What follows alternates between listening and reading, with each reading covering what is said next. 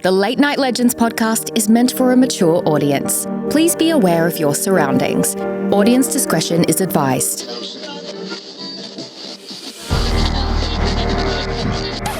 Watch out.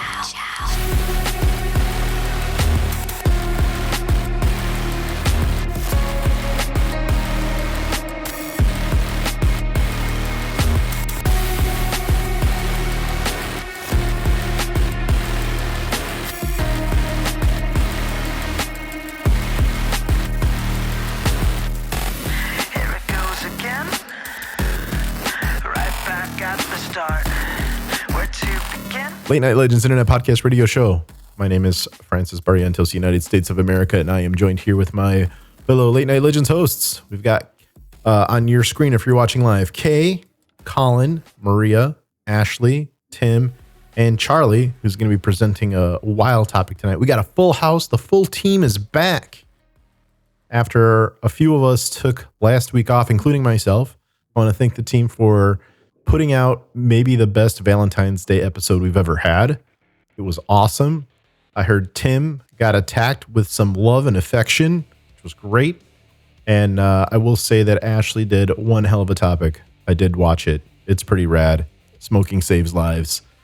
And just want to thank everybody that kind of was that joined us last week and were participating in the chat and stuff. Really awesome stuff.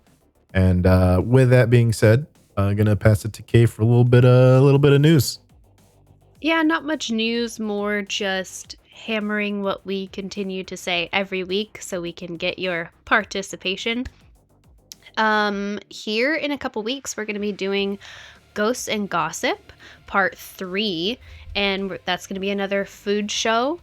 We are going to be getting your Starbucks orders and sipping them in our fancy little teacups. So if you have a Starbucks order, go ahead and comment it and let us know what you get. And then the team will pick. We'll put it in our fancy little teacups. And that will be that. All right.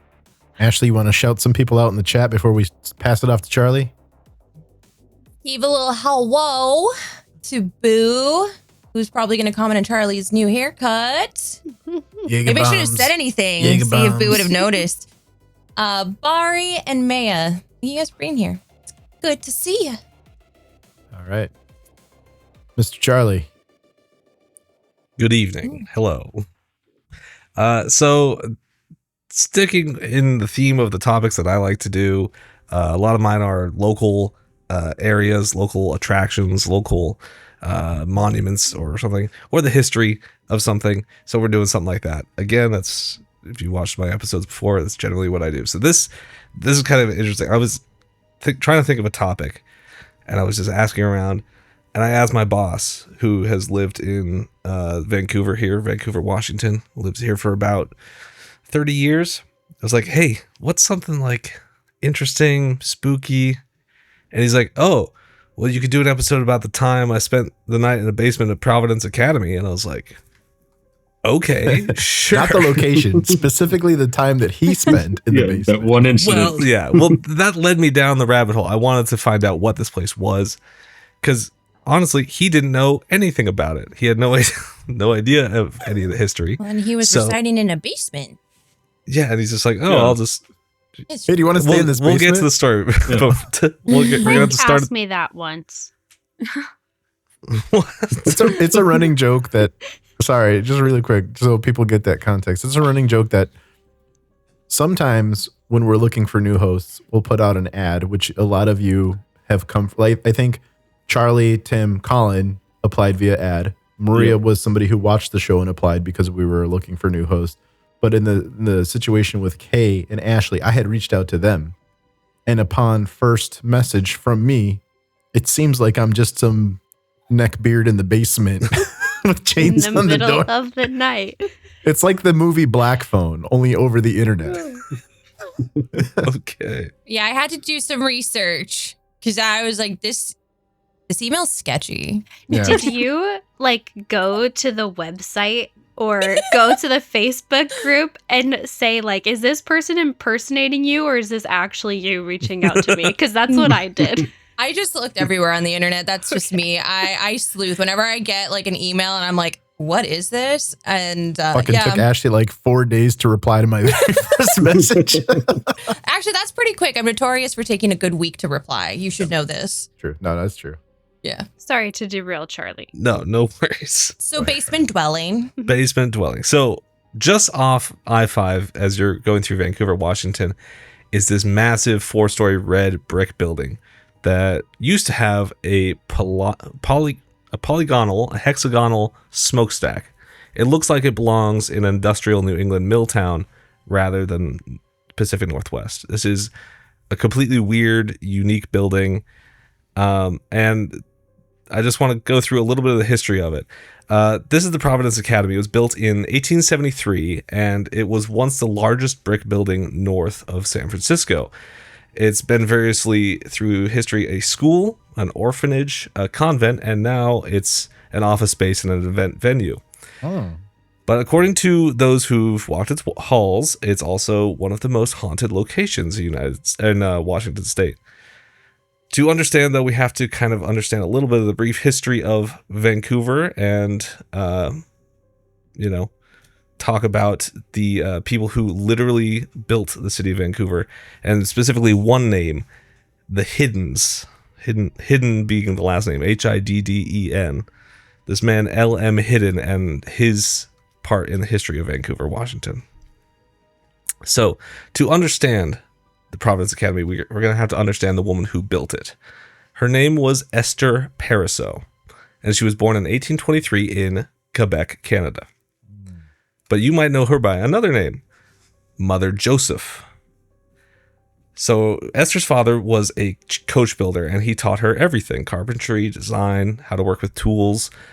And by all accounts, she was a formidable presence. She was almost 6 feet tall, and this is in the 1800s in Canada. And so she's pretty intimidating. She would walk around with a nun's habit and a hammer hanging from her belt. The Sisters of Providence called her the Sister with a Hammer, and she earned that nickname. She would build all kinds of things. In 1856, she was chosen to lead 4 missionaries from Montreal to the Pacific Northwest. So this is the 1850s. This is right around the time of the Oregon Trail. At that time, the Hudson's Bay Company, which formerly had controlled Vancouver, was moving. After the Treaty of 1846, Britain ceded control of Vancouver to the United States. So there were still people who were working at Fort Vancouver, which was part of the Hudson's Bay Company, but they were, moving to Canada, what was now going to be Canada, and the first American pioneers, settlers, were moving in. So when Mother Joseph and her small band of the Sisters of Providence arrived at Fort Vancouver in 1856, it was a region in profound transition. The diverse workforce was comprised of French Canadians, Scottish people, English people, Iroquois, Hawaiian Kanakas that were workers that had been brought from Hawaii, the indigenous Chinook and Klickitat tribes. They called Vancouver Land of the Mud Turtles for about a couple thousand years. Turtles. Yeah. American pioneers were beginning to trickle in via the Oregon Trail, with families like the Covingtons, who were English immigrants. They were hired to teach Hudson's Bay Company children. They were establishing land claims and the region's first schools. The U.S. Army had established the Fort Vancouver Barracks in 1849, bringing a military presence to the area above the fort. So this was a multicultural frontier outpost, fur traders retreating northward, American settlers arriving, Native peoples still living here, and a handful of missionaries trying to build something permanent. So the sisters arrive, and they immediately built their first convent. And when we think of a convent, like Sound of Music, like a big abbey or, big kind of church type thing, their first convent was one room. It was a cabin. They opened it in April 1857, only about 6 months after arriving. Almost immediately, they took in orphans and an elderly man who was homeless. This was the beginning of the Sisters of Providence mission in the West, a mission that would eventually span the entire region. Over the next 15 years, Mother Joseph oversaw the design, financing, and construction of what would become her masterpiece. In 1871, she secured a 7-acre parcel of land just outside the Vancouver barracks, which today is like right in the middle of downtown Vancouver.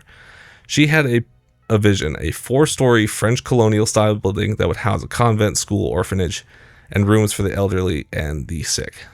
There was just one problem with all this. She needed bricks. About 1 million bricks were going to be required. Because the bricks of the Providence Academy aren't... they're not just building materials.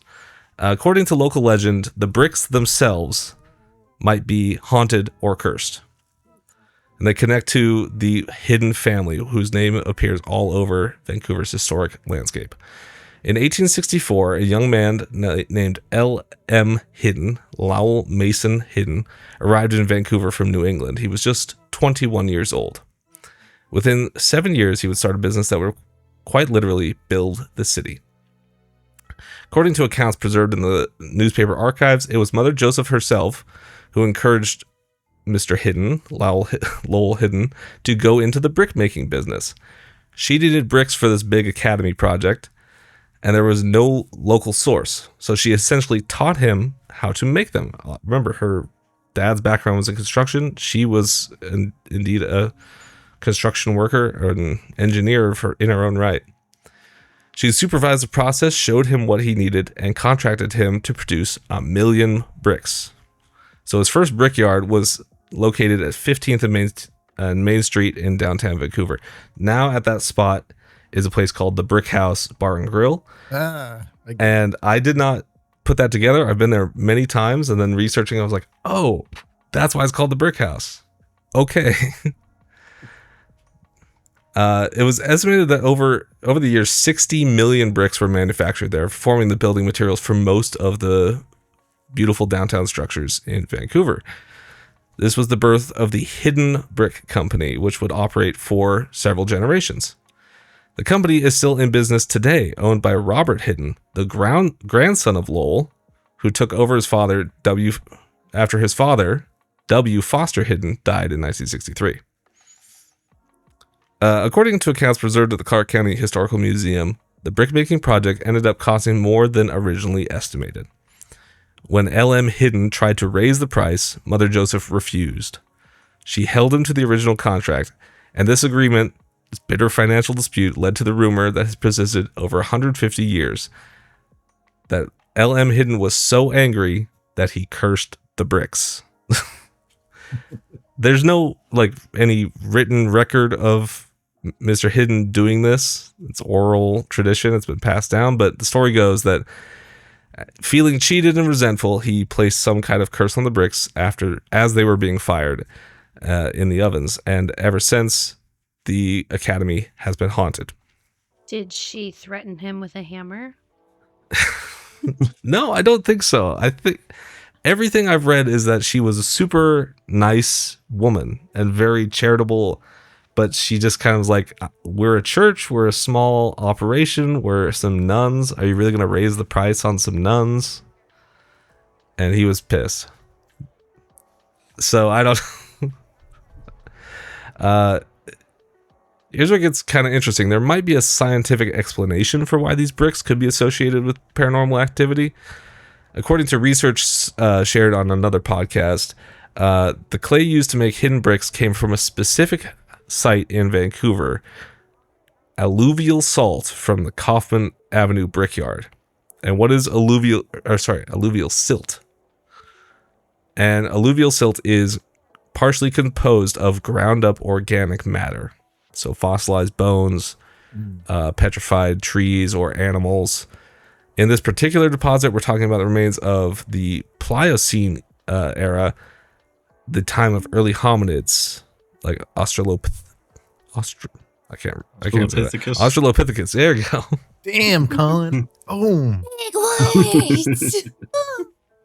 So these bricks could be early hominid ghost bricks, and not just in one building, but 60 million of these bricks around the whole city. It actually contains fossilized remains of ancient ancestors. So if you believe the physical matter can retain some kind of energy or imprint, then it's not just recent spirits, it could be ancient spirits. If you tell me that I could build my house out of Iluvatar bricks, I would definitely do it, Charlie. Apparently you can. So, like I said, that wasn't the only building that the hidden bricks were involved in. In fact, if you walk through downtown Vancouver today, you're looking through a landscape literally built by this one family. So just a few blocks away from the Providence Academy is the St. James Cathedral, which is another building conceived of and another project made by Mother Joseph. Its history goes even further back than the Academy. It was established by part of the Quebec Mission for Hudson's Bay Company. In 1850, it became the cathedral of the newly formed Diocese of Nisqually, making it the oldest Catholic parishes in the Pacific Northwest. It was built between 1884 and 1885 with 900,000 more of these bricks. So the architect was Donald McKay, but he worked closely with Mother Joseph on the design, the same woman who built the Academy. It's got stained glass from San Francisco, carved wood altar from Belgium, interior mahogany from the Philippines, and like I said, almost 1 million bricks. So this, what was that? Kay said that's a lot of bricks, and I said there's a lot of bricks. So many bricks, like a Minecraft amount of bricks. Yeah, but made out of like potentially human and animal remains. Yeah. You gotta put the body somewhere. So beyond the Academy, beyond the cathedral, the original Providence Hospital, which was one of the first major hospitals in the Pacific Northwest, St. James Parish School, the county courthouse, commercial blocks all along Main Street, schools, churches, hospitals, and commercial structures from 1871 to the present day, they're all made with those bricks. So everything from Main Street to about 15th. Lowell Hidden himself became one of Vancouver's most prominent citizens. He served on the city council and the county commission. He donated the property at 16th and Main for a public library, a brick building that now houses the Clark County Historical Museum. He helped establish the city's water system, the state school for the deaf, the county fair, and one of the city's first banks. So his son took over the brickyard in 1905, carried on the family legacy, and later on, Robert, his grandson, actually bought back the cathedral, or not the cathedral, the academy, from the city. So, okay, we've established that these bricks are sketchy. What's up with these bricks? The building itself is absolutely beautiful. I'm going to send all the resources to Frank, and we'll have the links. And put some overlays of the buildings and post. It's really, really cool. And the chapel itself is gorgeous. A lot of weddings are done there, obviously, even though it's not like an operating church anymore. But what of the hauntings? If this curse is real, or even if it's just a story, what do people actually experience? So let's start with the Academy itself. The most famous ghost that is documented here is the Lady in Blue. According to the local lore, she's the ghost of a woman dressed in a blue gown who has been seen wandering the halls of the old building for decades. She's been seen looking out of windows. She disappears when someone gets close, though. She's been seen in the chapel, near the old schoolrooms, on the staircases. So who is she? Who could she be? Some believe she is the spirit of a former teacher or nun who died under mysterious circumstances. Witnesses have reported seeing her in the windows, but they'll go into the room and the room is empty. She's become one of the most enduring ghost stories in Clark County. So there is actually a ghost tour that runs around Vancouver, and the Providence Academy is usually a stop, just because of her mostly. Mother Joseph herself wore the habit of the Sisters of Providence. So while the order's habits weren't typically blue, the color has deep significance in Catholic tradition. Blue is usually associated with the Virgin Mary in some traditions. Some believe that what witnesses are seeing is the residual energy of Mother Joseph herself, still walking the halls. But there's another possibility. The Providence Academy wasn't just a school, it was also an orphanage. Children lived there who had lost their families, they had nowhere else to go, and some children did die there. In an era before modern medicine or antibiotics, it was unfortunately common. So could the lady in blue be a grieving mother, or a nun, or something else? According to accounts collected in Colombian newspaper archives, Sisters of the Providence themselves were aware of the rumors, but rarely discussed them. One woman named Maureen, who didn't want her last name used, shared stories that have circulated among locals. Then there's the top floor. This is where most people report experiences, let's say. According to the Two Witches podcast, which has 2 full episodes that I listened to about the Providence Academy, men in particular have an unsettling experience on the upper levels of this building. Cold spots, the feeling of being watched, and sudden unexplained noises. So, according to that other podcast that I listened to, this guy named Dave joined, and he kind of had his theories. And what he was saying was that the top floor, because of the orphanage, convent, it was something hostile towards men, and the host described it as ground zero for hidden brick magic with a K. Oh. So there's also rumors that hauntings might be connected to the bricks and the bell. So we got to talk about the bell real quick. So there's originally a bell that was in the roof of the chapel, and as you know, after the Sisters of Providence, they sold the building and they moved mostly to Seattle. So they brought the bell with them to Seattle. But when L.M. Hidden's grandson bought the building back, he was trying to find all the original parts to bring back to the Academy. I don't know why, but I guess he wanted to preserve tradition or something. But he wanted to find the bell, so he bought it off them in Seattle. And to transport this massive piece of brass, they contracted a military helicopter to haul this. It seems like the sketchiest way to do it. I don't know why you would do this, but they put a massive bell in the helicopter, and then the helicopter drove into the side of a mountain.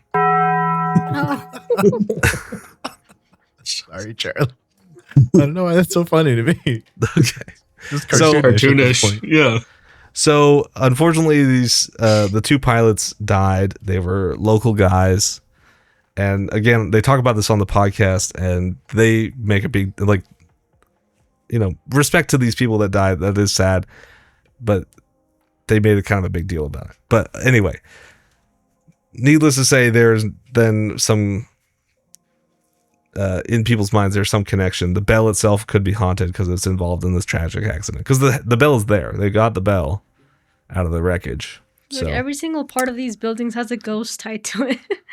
Yeah, apparently. I was going to ask Frank if he could edit the Taco Bell noise after Charlie said it in the mountain, but you fucking know that it. would be really dark because then people passed away. Yeah, 100%. Again, this podcast, this Two Witches podcast, where I got a lot of these stories. They did great work, and their blog has a ton of information. Really grateful to them, but they were very, very serious about it. They're like, we're 2 ex-Catholics, but they're like saying a prayer when they're talking about the bell and things. I'm like, okay. Okay, so Your case talking about Taco Bell. It always goes back to the Taco Bell. every single Every I time. ate Taco Bell Every too. time. It's right over here on my fucking table. I'll go grab it. I got some cinnamon twist I could eat right now. Okay, so I want to talk about this kind of personal story, not my personal to me, but my boss who told me about this, because it is interesting. And my boss is kind of a character, but the guy he went with was also kind of a character, so it's kind of a funny story. So at the time, my boss is originally from New Jersey, and he was working at a place called New York Richie's here in Vancouver. Now, New York Richie himself, he used to be a bodybuilder, and he was a stuntman in a lot of TV shows in the 80s. And then he would also work at Universal Studios in Hollywood as a Conan the Barbarian lookalike. Very much a character. And then he moved, after a weird long life, he moved up to Vancouver, and he started selling cheesesteaks and pizza. And that's where my boss was working and how he knew this guy. Now, Richie had a friend. The friend I didn't get to learn anything about, but Richie's friend was the caretaker who would walk around, do security at the Providence Academy at night in the late 90s, early thousands. And he had the key. So Richie's like, well, we're going to spend the night there. And he told my boss, Mike, he said, Mike, we're going to spend the night in the basement at the Providence Academy. And Mike's just like, sure, okay. Does it we'll look do like that. I care? Just like, what a weird. He's like, I was young and I was maybe inebriated in some way, but I agreed. So he got taken down there, and they had the key, and they walked right in. They walked around the place. He knew it was beautiful. He said it was beautiful, looks great. And then they walked down to the basement. Now, the basement used to be Mother Joseph's workshop. That's where she would make a lot of the stuff. If you walk around the chapel, a lot of the chapel's like hand carved. It was all done by Mother Joseph. She did a lot of the handiwork herself. Like I said, she was really big into construction and DIY, I guess. I just pictured like a Miss Trunchbull looking nun holding a big hammer, ghostly walking around in that basement, and it just haunted me. Charlie, My stomach dropped and you said that. Would it be disrespectful if I called Mother Joseph Mother Mojo? Like Mojo? Okay. Mother So- Mojo. I don't think so, because again, this blog and this podcast where I got a lot of these stories from, they called their website Brick Mojo. Oh, For that reason, Hidden Bricks and Mother Joseph. They're big Mother Joseph fans, and they call her Mojo. So I guess it's fine, Missed opportunity to call it a hidden mojo, but anyway. right? I've got some hidden mojo. So again, Mike is from the East Coast. Richie B, New York Richie, he's from the East Coast. They don't know any of the history of this place. So you could, a lot of times you think, oh, the suggestion of something going on, that's what's influencing your experiences, things like that. So Mike didn't know any of that. So if he experienced anything, right, he doesn't have that excuse. And he did. They spent the night in the basement, and he said they did not sleep a wink because there were weird noises all night. And he's like, specifically, it sounded like someone dropping someone. He heard... It does. I don't know if he heard hammering specifically, but he did hear just noises that sounded like like people. And he's like, I don't know, maybe someone was messing with us, but yeah, it really, like, he heard stuff. Richie also heard stuff. They corroborated the story. They both left the next day. They didn't talk about it. And it wasn't until last week that I told Mike about the stories. And he's just like, I know what I heard, and that tracks. It makes sense. So there you go. The stories have been circulating for so long, you could dismiss them as local folklore, but when someone who didn't know the stories has that experience, it does make you wonder. So since that time, what has happened to the Providence Academy? The building's story did not end when the school closed in 1966. After closing, the academy was purchased by Robert Hidden, who's a grandson of Lowell Hidden. He bought it and saved it from potential demolition. The family transformed it into office spaces and restaurants. For decades, it served as a commercial property with tenants including El Presidente Mexican restaurant. Seems legit. Yeah, I'm sure that's what they would actually call it, Charlie. Yeah. So the academy right across the street was the original Providence Hospital. Like I said, the first major hospital in the Pacific Northwest area. And that's the thing, is Vancouver, it kind of seems like a small town compared to Seattle or other big cities, but it is the third most populous city in Washington State. We have the biggest farmers market in Washington State, and it used to be a huge population center before Seattle, Tacoma, and Bellevue were founded, really. I mean, so in 2011, the Hidden family sold the property. In 2015, a preservation nonprofit called the Historic Trust bought it for $5 million, and their mission was to restore the architectural treasure and bring it back to the heart of the community. So since then, they have invested more than $16 million in preservation work, repaired the roof, updated the heating and electrical, restored the chapel.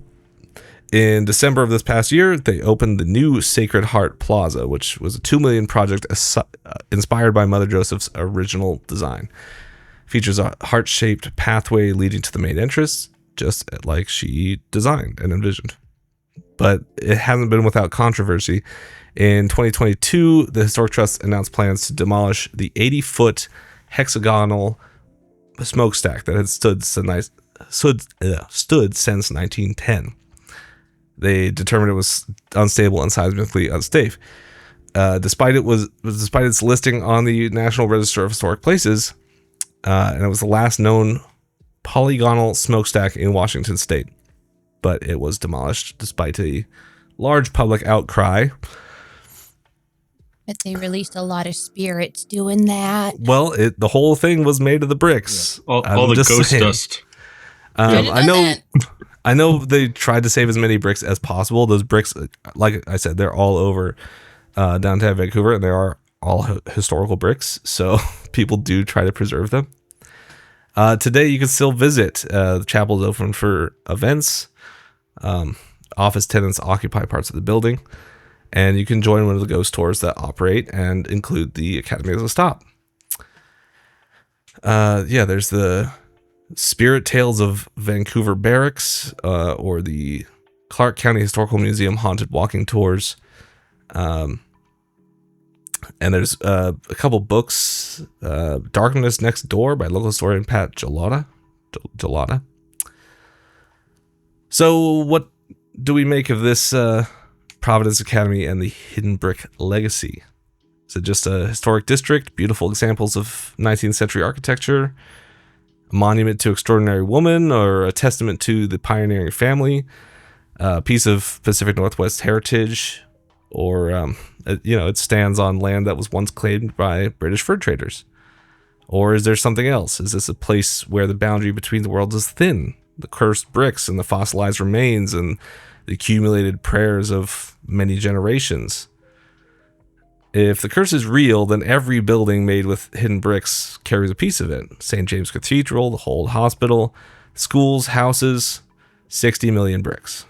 So many bricks. That's a haunted city. That's a whole, downtown district.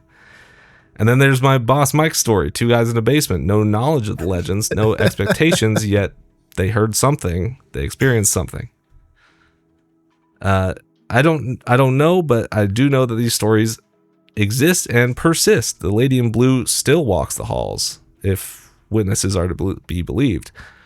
People still hear footsteps. There's still cold spots and the bricks. Millions of bricks So many fired bricks. in controversy, possibly Millions of cursed, bricks. containing the crushed remains of creatures that walked the earth millions of years ago. And one last interesting thing, one last note on Mother Joseph. I've been talking a lot about the Sisters of Providence. This is a Catholic order. People on the West Coast who are listening or live here might know of Providence Health and Services, Providence Hospital, Providence Insurance. That's a direct line from Mother Joseph to today's Providence. When Mother Joseph and her 4 companions arrived at Fort Vancouver, they immediately opened their humble home to orphans and the elderly, founding the St. Joseph Hospital, the first permanent hospital in the Pacific Northwest, followed by Providence Academy. By 1859, the Sisters of Providence incorporated their work, formally creating the network of healthcare services that would become Providence Health and Services.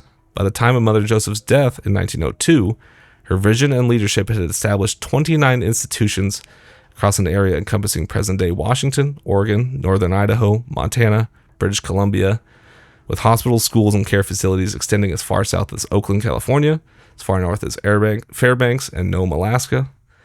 Today, that humble beginning has grown into a not-for-profit Catholic healthcare system operating more than 150 facilities across 7 western states, Alaska, California, Montana, Oregon, Washington, Texas, and New Mexico, employing over 120,000 people, serving millions of patients.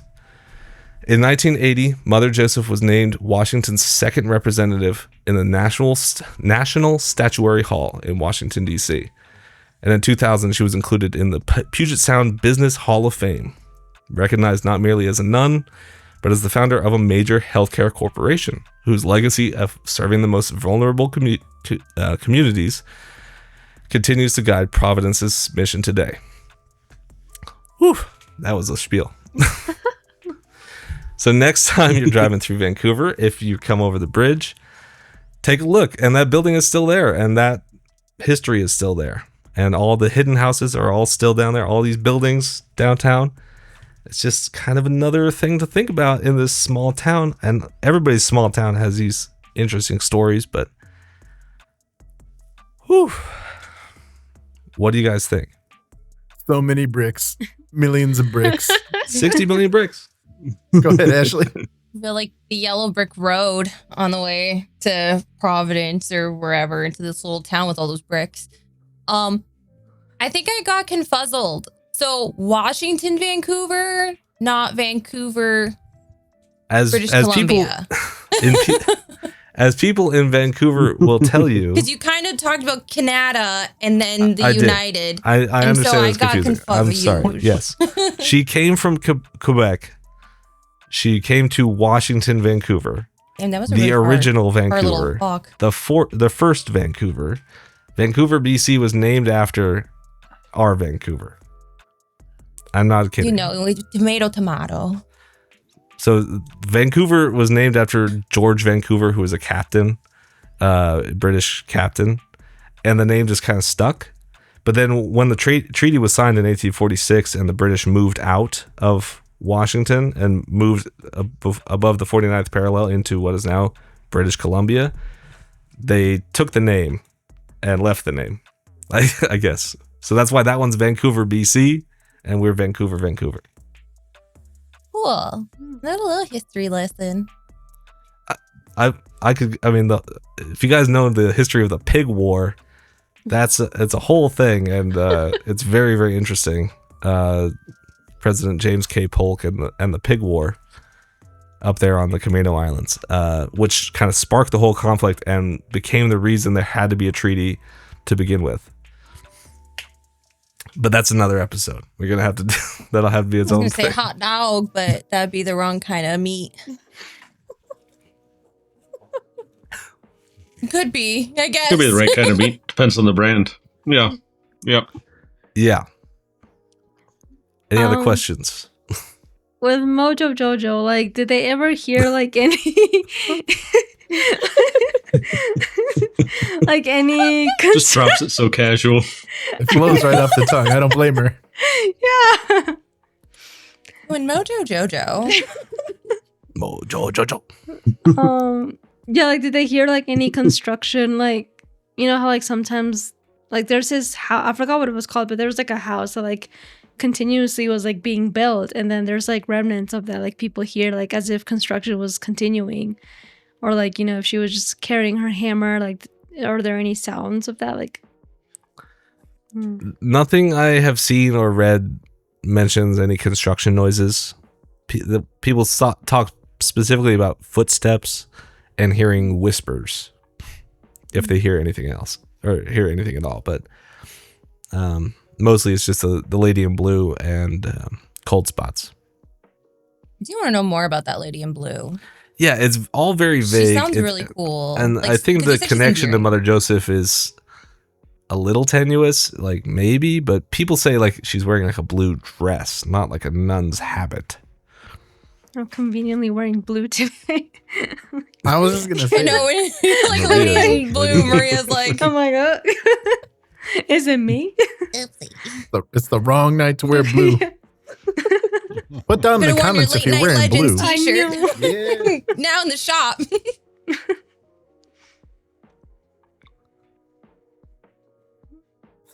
Any more questions? Any more comments? Concerns? Is it possible to buy some of those cursed bricks? That's a good question. I've only seen them in buildings, so they probably wouldn't let you take them. But maybe. Yeah, that'd be cool to see. Maybe we could offer Late Night Legends cursed bricks. That'd be cool. Yeah. I feel like you would buy one, Colin. I would buy one. I'd use it as a Okay, yeah, paperweight. you can look online. Casual Apparently, there's paperweight. some on eBay. I mean, Yeah. a good test subject Oh, to know if like cool. something does happen with the bricks. Yeah, someone buy some Yeah. bricks and let us know in the Hey, comments. Colin, let us know. Will do. All of a sudden, the ratings go like through the roof. Let's see, if I search on eBay, let's just see. That's the Legos. What if they're like selling hidden bricks, but they're just like Kinder Surprised bricks? How would they? Well, okay. Yeah, these ones. I mean, they're very cool, and they just say hidden on them. That's so funny though, like with that name though, because like they have hidden ancestors and bodies and stuff in them. So. Yeah, just what a cool, weird coincidence that this guy he happened to be living there. They knew what they were doing. Mm. They must have.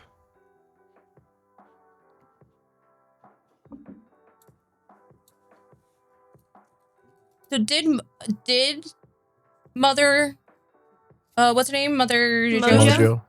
Yeah, Mojo. Yeah. Did she use her hammer, or was it just more of like for show? Oh, she definitely.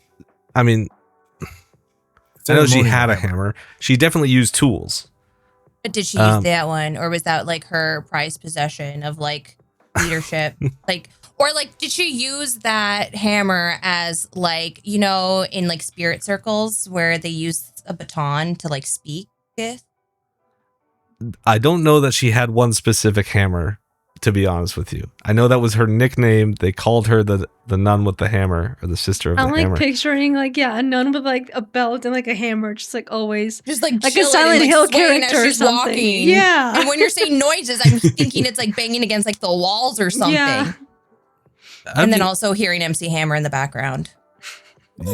You can't touch this. But I mean, again, this is all kind of. I don't know specifically if that was one. If she had one hammer, she had many hammers. I know, but like if you look at and again, I'll send Frank this website. All the pictures are there and available. But her handiwork is still visible. So like inside the altar of the chapel was carved by her, and it is really beautiful. She carved the first few rows of the pews herself, which are, you know, classic church pews. Yeah, the main altar is just gorgeous. So she must have used a hammer for something. So, but again, I don't know if she had one hammer or many hammers. Specific hammer. A collection. A woman of many hammers. And the bell that got lodged into the mountain, is it in the mountain or did they get it down? No, they got it down. They got it. Oh, okay. They I built think I it missed into the part. building. It's still in the Oh. building, or they put it back in the building. So they took it out of the building, crashed it in a helicopter, The and then put it Bellicopter. back in the building. Well, so the sisters, when Sisters of Providence sold the academy to move to Seattle. They took the bell with them. And when the grandson of L.M. Hidden bought the bell back, he had it transported by helicopter, which just seems like a bad idea. It's not that far of a drive. I'm sure they could have done it on a truck, but the helicopter did it, apparently, and the helicopter crashed. So they built the CN Tower with a helicopter. How much do you think the insurance was on that when they were like discussing like transport of that big bell? They're like, I don't know. Mark up that premium. Give me some full coverage. It's a great. Oh yeah, there's a picture of the bell there on the website too. That's a good question. See, let me get to the part where they talk about This the probably bell. got me massive. Yeah, another item brought back to Vancouver includes the original bell, which weighs over 300 pounds. It was taken to Issaquah for safekeeping. Oh, okay. So there was another stop. The pilots that were flying the bell back to Vancouver in February 1975 perished in a terrible crash. Yeah, the helicopter hit the side of a mountain. That's all the information they give us. It was only 300 pounds and they flew it into the mountain? Yeah. It was the hidden haunted curse. It was bell. haunted already. Well, was it haunted before or was it haunted after? That's what I don't know. Is this before or after the bricks? I mean, yeah, This like is I the- just Before said, or maybe after it they was the burned the curse. thing down? The bell This would was have. definitely a curse. They're like, nah, bring me back my bell. Yeah. So like, did he It was actually definitely like? after the bricks. Yeah. So did the hidden dude like? Did he actually do like a little seance curse type thing, or was he just like cursing out the bricks as he was making them? Like, Yeah, What again, kind of- that is up for debate. I don't think I wouldn't know, but I don't think he was actively doing a ritual or anything. I think if he was just like, I curse you. Curses. Stupid bricks. Yeah, you tell So him. many bricks. Millions of bricks. Yeah. It was really the episode about bricks. That was my whole plan. Well, fascinating. Ring my bell. So many ideas for opening songs for the show. There's one right there. Do you think it's in poor taste because it was involved in a tragedy, Ashley, if I include that song? I'm sure the bell rang. Oh, that would have been a hilarious sound. It sounded the like the Taco Taco Bell when it hit the mountain. That's Sounded why like the they Taco said Bell bell. crust. I mean, I'm just saying, would it hurt all that much to edit in a Taco No. Bell? I can edit it, the bell and then an explosion sound if you'd like in tandem. And then Mission Impossible, Tom Cruise bringing it down and putting it onto the next helicopter to bring it over to San Francisco. Where did it go? It was in Issaquah, which is Issaquah. yeah. Yeah, I was putting in a bunch of different places that it could have been in one word. Yeah, the bell originally was from New York, and then it came to the Providence Academy. Then it went to Like Issaquah, Statue then of it came back. Liberty. It's from the France. In the comments what your favorite bell is. We'd like to know. Speaking of bells, if you've enjoyed our talk about bricks and bells, smash that bell. You can ring my bell by hitting the. For every like this video gets, I'll spam the Taco Bell sound effect next show. Oh. Gonna get out of control. All right. Anyway, that's all I got. That was a long talk about a bell and bricks, but I thought it was rather interesting, and I like the personal connection to my boss there. But What's your boss's name? Does he have a name this whole time? my boss's name is Mike Bitter. Oh, you didn't have to give last name. I was just looking Well, for a first name. Look Mike him up. Bitter? Philly Didn't even know Bilmos. her. Come and get some cheesesteaks, please. You could put a Taco Bell Bell over his last name to censor Yeah. it. His name is It's Mike our censor song now. Mike Bell. That could just be the censor sound for the show from this think it point should forward. be. 1,000%. I have put it in randomly. It's You one guys way to just don't get notice. ourselves that sponsorship. Yeah. It's going to happen this year. Manifest it. Speak it into water. Do they even do the bell sound anymore? Yeah. Taco Of course Bell? they Every do. time I order They from do. the app, it gives me Oh, the they bell do, yeah. sound. Yeah, if you use the app, yeah. Oh. When you Oh. open when you the order. door to the Taco Bell, it makes the bell sound. Like they My got the Taco little Bell thing doesn't do where it separates the sensor. Okay. Well, This is the look of Charlie trying to like look at me to see if he believes me. I never believe you, Frank. That's, I know. I always find that to be the safest option. Yeah. I guess I hadn't heard the sound in a while, like on a commercial or anything. So Well, they always end the commercial with it.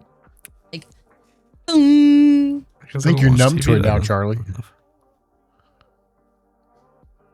What did you say, Tim? I think you're numb to it now. You just don't hear it anymore. Charlie's could be it, ordered yeah. so much Taco Bell, he doesn't even hear the bell anymore. It's like when you live next to a train after a while, you tune it out. Charlie, you're doing that to the Taco Bell bell. Yep. Barry would like to tell you to live Moss, Charlie. Yeah, I gotta live Moss, I guess.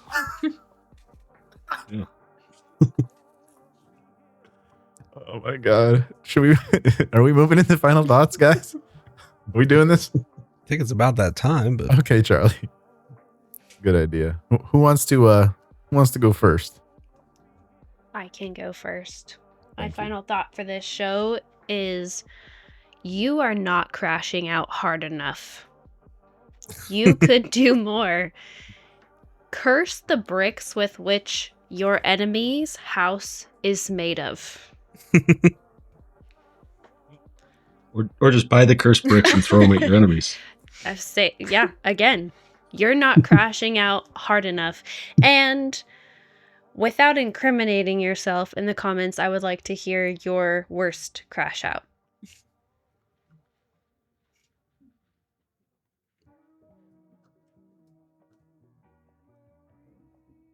Anybody want to go next? I'll go next. I thought it was pretty cool, the history of it. I like the actual history, and people forget about how cities get built and towns get built, and it's always a story behind every little decision that's been made. And it's pretty cool to to hear that, because I didn't know any of that about Vancouver. And I'm definitely going to be buying one of those bricks. I found one on OfferUp already. So oh, yeah. yeah. Colin, if I should pass away, I would like part of my remains to be turned into. I mostly want to be cryogenically frozen, but I give you permission to take part of my remains, convert it into ashes, make it into a brick, find someone to curse the brick, and I would be honored if I could haunt your house in the future. Okay. I'll let you haunt my house, Frank, from the comfort of your own cursed brick. Finally. Who wants to go next? Marie, you want to go I next? can go next. As the lady in blue on this episode.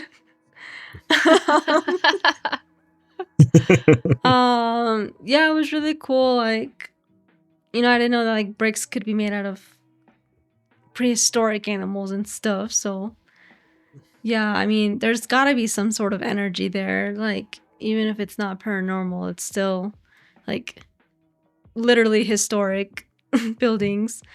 But yeah, it was really cool learning all the facts and stuff, where the Vancouver name came from and everything. Didn't know that either.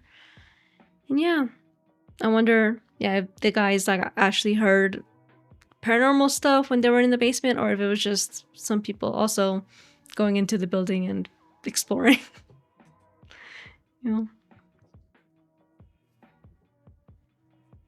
Colin, did you give your final thought already? Yeah. Okay. Yeah. Tim. Yeah. I gave mine already too. Did you forget? Yeah. If you did. I did not. Okay. Shit. No. I always like stories that have a little personal, validation from him. So hearing that your boss and was able to go and have an experience himself without even knowing the stories, and then you elaborating on kind of the history of it and everything. I like those kind of tales. So I thought it was good tonight. Ashley, did you go technically? Yeah. No. So I was just saying how many of us could fuck with Frank before the end of the episode. It's everybody.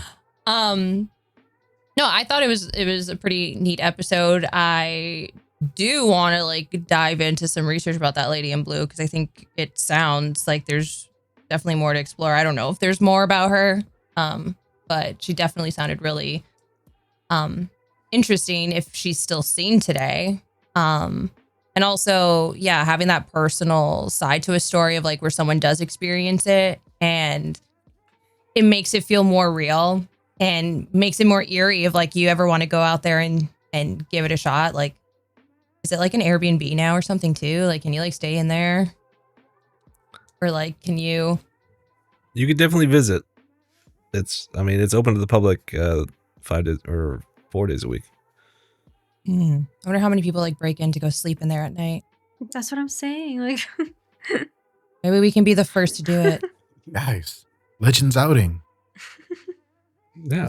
Breaking in is cool. With, I'm kidding. with consent, though, of course. Not breaking in. Yeah, no, it was solid. I liked it. Even though I got confused for a minute about Canada and the US, but No, yeah, it is confusing. Charlie, you're next. Well, yeah. So this was really fun to learn about, really fun to look into. I do want to shout out again my boss Mike and New York Richie for doing what they did, and then Mike telling me about it, and that kind of setting me on this path. It's kind of got me to, I pass by this building all the time. I've seen it many times. I had not thought about it. I had no idea what it was or anything, but it's very cool, and it's cool to have this piece of history, another piece of history. It was kind of like a hometown one. This felt very close to home for me. So I know not everybody's going to have the chance to come to Vancouver, Washington, and check it out. But if you do, it's there, and you can come, and I'll go with you, and we'll check it out. It'll be fun. Wow, Boovin, there's your go ahead and take that opportunity. Yeah, come on, Boovin. Will I visit? Yes. Yeah, and I love kind of tying into the history and connecting that to the stories and finding where is that line between mythology and local history and all of that. So excellent. Thank you, Charlie. I like this one too. It was pretty fun. I like how you approached it with a level of skepticism instead of just saying, "Yep, that shit's haunted." Like, I like the fact that you told it in a way that's kind of grounded in reality. It's really, really good, but really interesting. For everyone listening, if you like this kind of stuff, if you want to hear more location-based haunted tales like this, let us know. If you want us to talk about your particular hometown, let us know. If we do a show on it or if we do a blog about it, you could win a hometown horror shirt. I don't know if anybody's been following us on social media. We're giving those away, so let us know, and you could be a winner. But outside of that, thank you for tuning in. Thank you for telling your friend. Thank you for taking your mom to see Mike to get a cheesesteak, and then telling your mom that her house is built with haunted bricks that are made with various cursed things. And we'll see y'all next week. Take care, everybody. Bye. bye. Bye. Bye, guys. bye.